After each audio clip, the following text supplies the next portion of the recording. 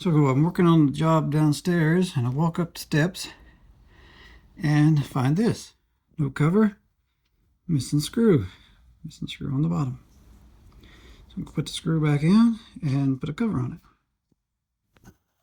This is another one of those, somebody forgot to use the box. Okay, these are the switches they put in trailers years ago.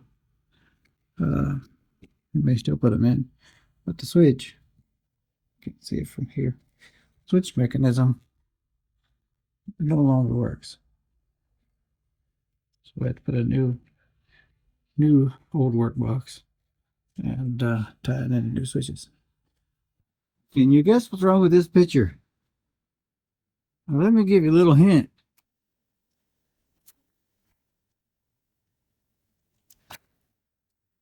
Maybe this will be a good enough hint for you. Yeah, that's right. Tag's in the wrong place. It has no tag here, but it has one down here. So I can't get it open to turn the breaker on.